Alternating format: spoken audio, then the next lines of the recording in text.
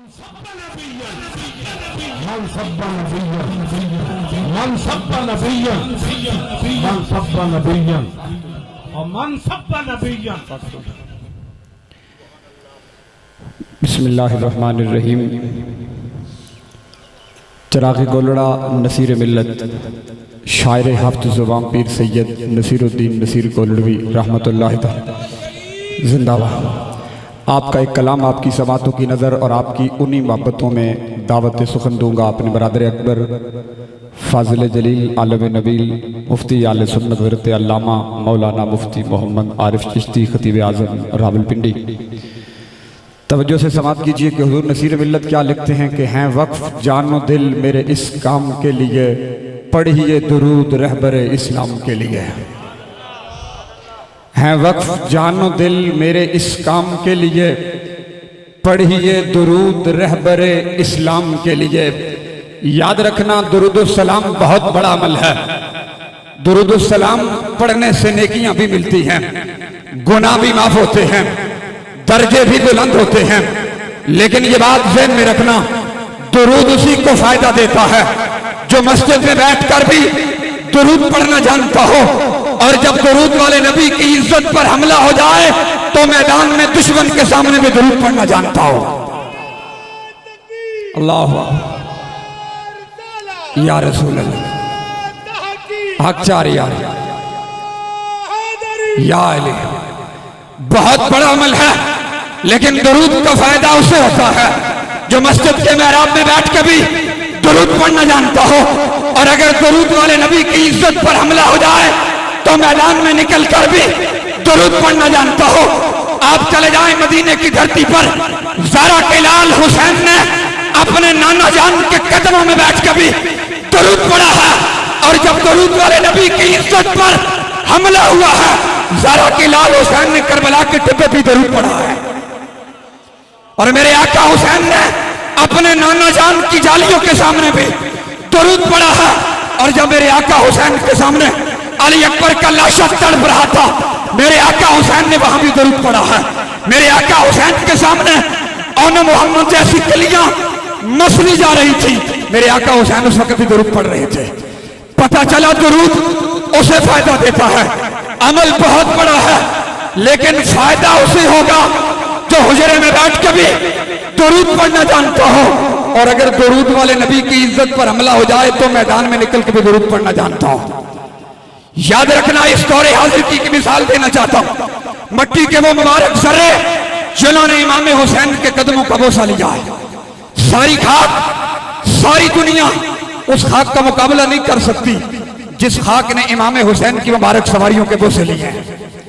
इमाम लंबिया के गुलाम उस जज्बे की खैरात लेकर एक हुसैन का हादिम उठा। उसने लाहौर की रहमतुल आलमीन मस्जिद के मेहराब में भी दुरूद पढ़ा है। और जब दुरूद वाले नबी की इज्जत पर हमला हुआ है, फिर फैजाबाद की बरसती बूंदों में भी दुरूद पढ़ा है। उस मर्द कलंदर ने अपनी मस्जिद में बैठकर, हुजरे में बैठ के भी दुरूद पढ़ा है। और जब दुरूद वाले नबी की इज्जत पर हमला हुआ है, अपने कंधों पे लाशें उठा के भी दुरूद पढ़ा है। बरसती बारिश की बूंदों में भी उसने दुरूद पढ़ा है। गिरते लाशों में भी उसने दुरूद पढ़ा है। और याद रखना, गोलियों की बरसात में और बरसते शल्लों में भी उस मर्द कलंदर ने दुरूद पढ़ा है। इमाम अली मकाम इमाम हुसैन और हुसैन का हातिम कयामत तक यह पैगाम दे रहा है।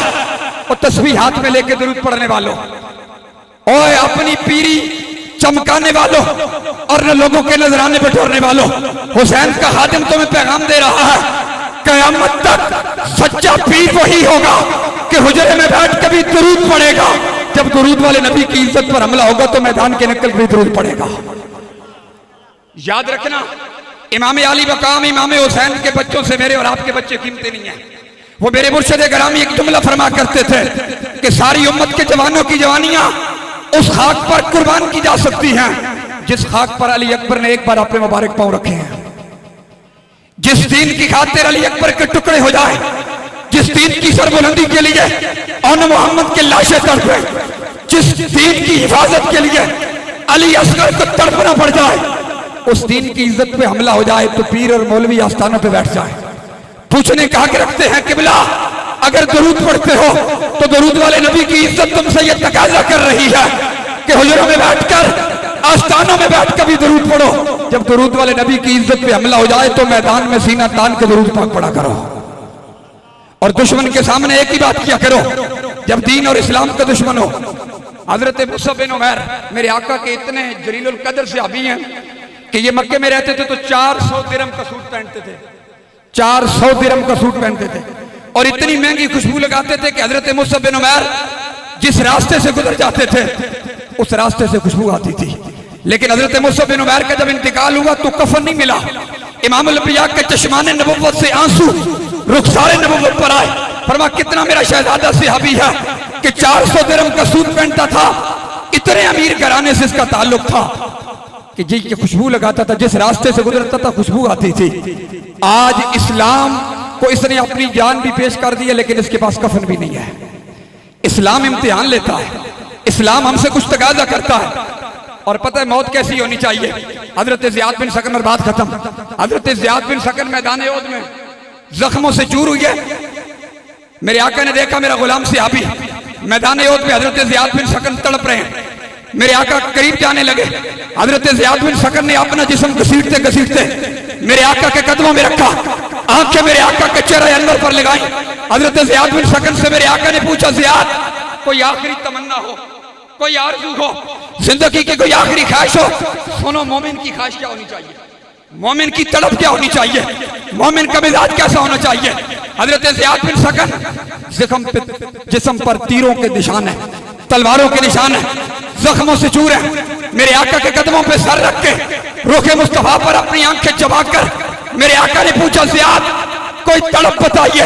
हजरत ज़ियाद बिन सकन कहते हैं, आका जिंदगी की एक ही तलब तो थी कि जब मैं दुनिया से जाऊं मैं आपको देख रहा हूं, आप मुझे देख रहे हो। मोमिन को मरने का मजा ही उस वक्त आता है कि जब वो बारगाह मुस्तफा में कबूल हो जाता है। बड़ी बड़ी दुनिया के जनाजे उठे, बड़े बड़े जनाजे उठेंगे, मगर उस मर्द कलंदर का जनाजा बता कर गया है कि कयामत तक जनाजा नंबरदारी की वजह से बड़ा नहीं होगा, मोहम्मद की वफादारी की वजह से बड़ा होगा।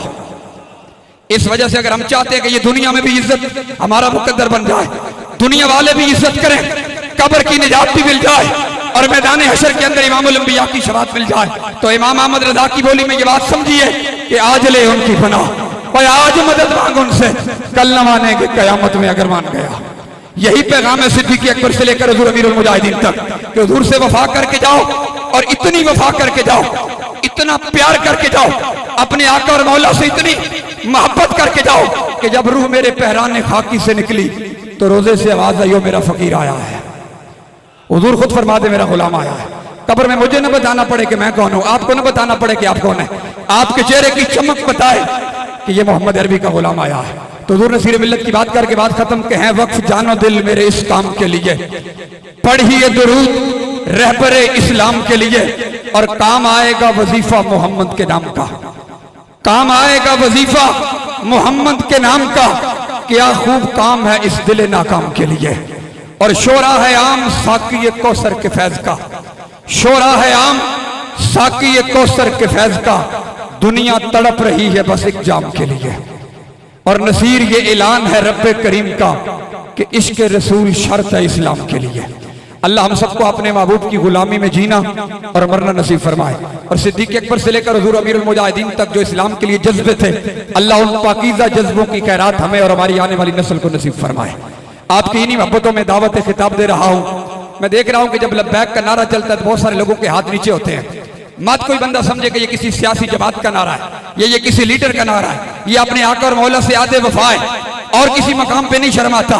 जब हुजूर की इज्जत और अजमत की बात आए तो हाथ उठाकर जितने आप उठा सकते हैं लब्बैक की सदा लगाइए, और आपकी लब्बैक की सदाओं में दावत खिताब दे रहा हूँ। हमारे आज की इस बज़्म के मेहमान खुसूसी बरादर अकबर फाज़िल जवान हजरत अल्लामा मौलाना मुफ्ती मोहम्मद आरिफ चिश्ती साहब, लब्बैक लब्बैक लब्बैक या रसूल अल्लाह, लब्बैक लब्बैक लब्बैक या रसूल अल्लाह,